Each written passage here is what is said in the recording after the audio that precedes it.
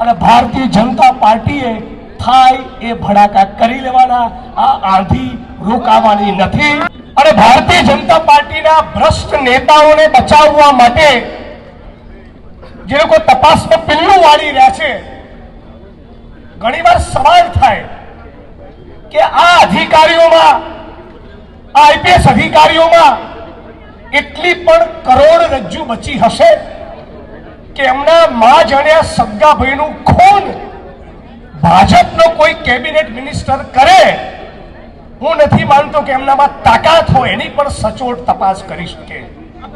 એ હવે આ લોકો પોતાની કરોડરજ્જુ ગુમાવીને બેઠા છે અને એટલા માટે જ તમામ પીડિત પરિવારો વતી અમારી માંગણી સતત એક ધારી અવિરત એ જ છે કે જે લોકો ડ્રગ્સમાંથી નથી કમાઈ રહ્યા, જે અધિકારીઓ દારૂ જુગારના અડ્ડામાંથી નથી કમાઈ રહ્યા, જે લોકો ગેરકાયદેસર ખનન અને જમીનોની ફાઇલોમાંથી નથી કમાઈ રહ્યા, એવા 2-5 આંગળીના વેઢે ગણ્યા એવા જે અધિકારી બચ્યા છે એમને તપાસ સોંપવામાં હર્ષ સંઘવીને, ગુજરાતના મુખ્યમંત્રીને અને આ ભાજપની સરકારને પેટમાં દુખે છે કેમ? સાથીઓ, તિરંગાનું સન્માન કરવાની ભારત ભૂમિના આ ભાજપમાં બેઠેલા ગદ્દારોની નથી, કેમ કે સ્વતંત્રતાના આંદોલનમાં એમનો બાપ પણ નહોતો।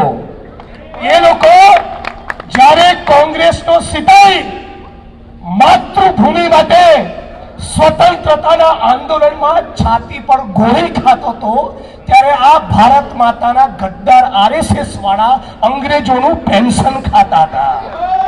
હા, 50 વર્ષ સુધી તિરંગો લહેરાવ્યો નથી અને આ રાષ્ટ્રધ્વજ તિરંગા બાબતે એવું બોલ્યા છે કે 3 રંગ હોવાના કારણે આ તિરંગો મનહૂસ છે અને એનાથી ખરાબ મનોવૈજ્ઞાનિક અસર પેદા થશે। આ ગદ્દારોને રાજકોટવાસીઓ, સૌરાષ્ટ્રવાસીઓ, ભારતવાસીઓ ઓળખી લેજો।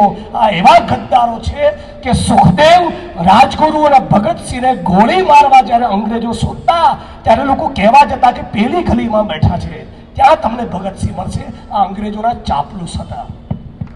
યાત્રામાં નહીં જોડાયેલા ગુજરાતના કોઈ પણ ખૂણે બેઠેલા પીડિતો માટે કોંગ્રેસ પાર્ટી ડંકાની ચોટ ઉપર લડશે, લડશે અને લડશે।